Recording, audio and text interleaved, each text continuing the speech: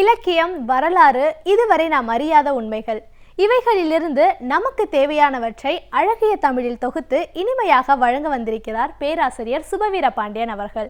நிகழ்ச்சியில் அடுத்த பகுதியாக வரவிருப்பது ஒன்றை சொல் நன்றை சொல்.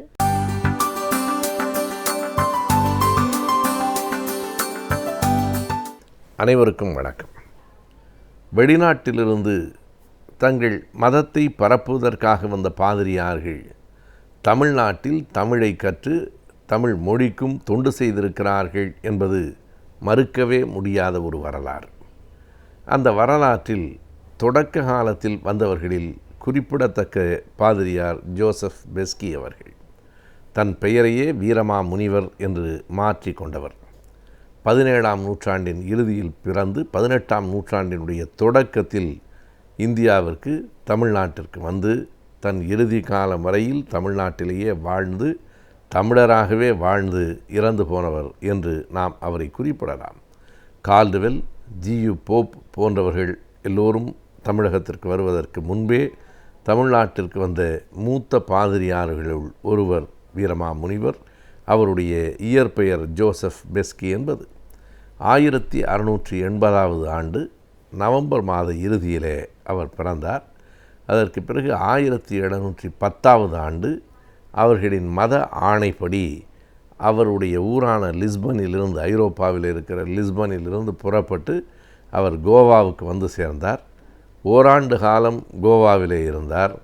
அதற்கு பின்னால் அவருக்கு மதுரையிலே பொறுப்பு ஒப்படைக்கப்பட்டது.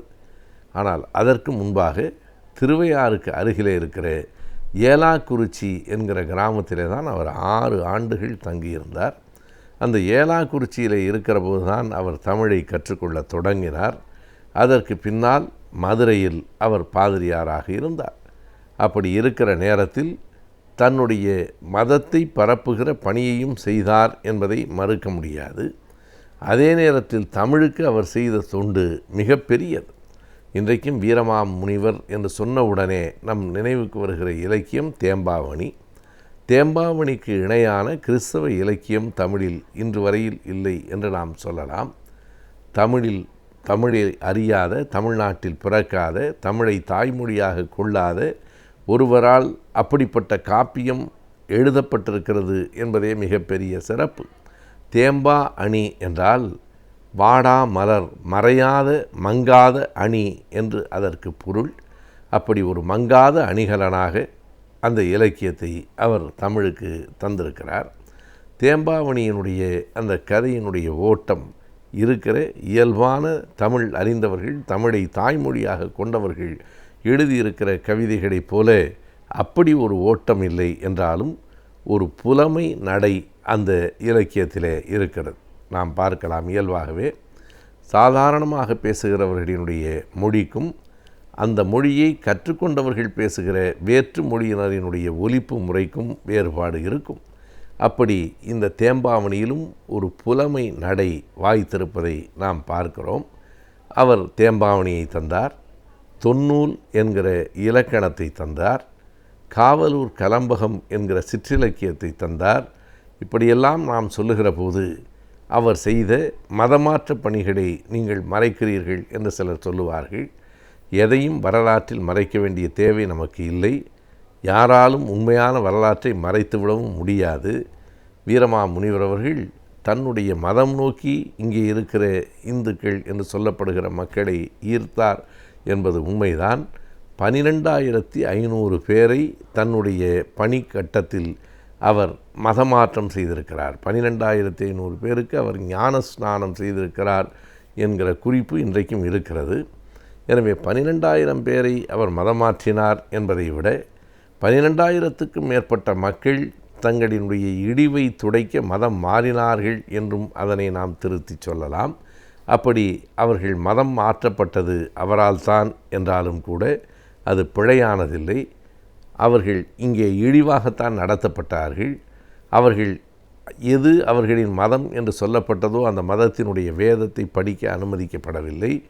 எது அவர்களின் மதம் என்று சொல்லப்பட்டதோ அந்த மதம் சார்ந்த கோயிலுக்குள் நுழைய அனுமதிக்கப்படவில்லை.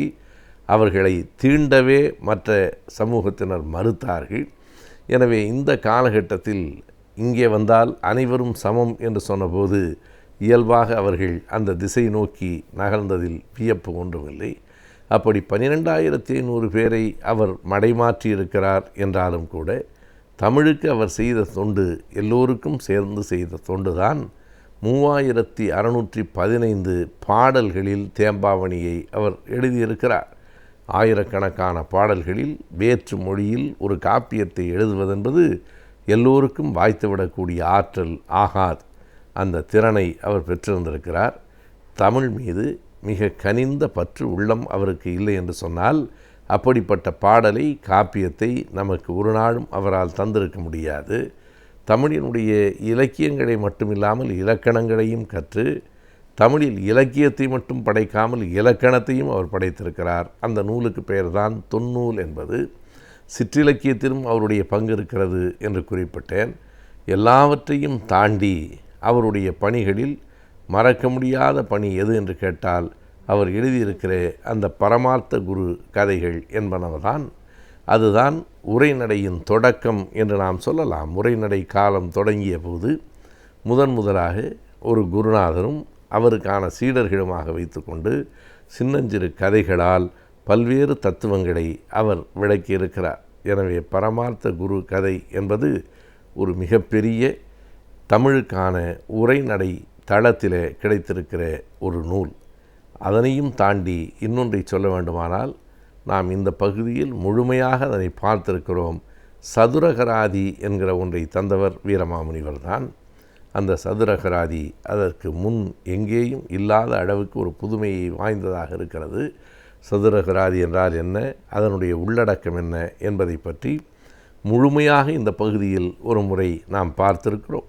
எனவே அப்படி சதுர அகராதியை தந்தவர், இலக்கண நூலை தந்தவர், மிகப்பெரிய இலக்கியமாகிய தேம்பாவணியை தந்தவர், உரைநடைக்கு வளம் சேர்க்கிற உரைநடையின் முன்னோடியாக இருக்கிற பரமார்த்த குரு கதையை தந்தவர்.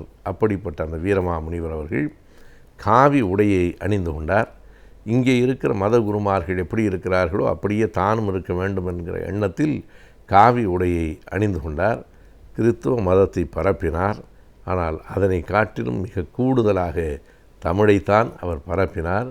1747ஆம் ஆண்டு எந்த தமிழ் மண்ணுக்கு தொண்டு செய்ய வந்தாரோ அந்த தமிழ் மண்ணிலேயே அவர் உயிர் நீத்தார். எனவே 1910 இந்தியாவிலே இருந்தார்.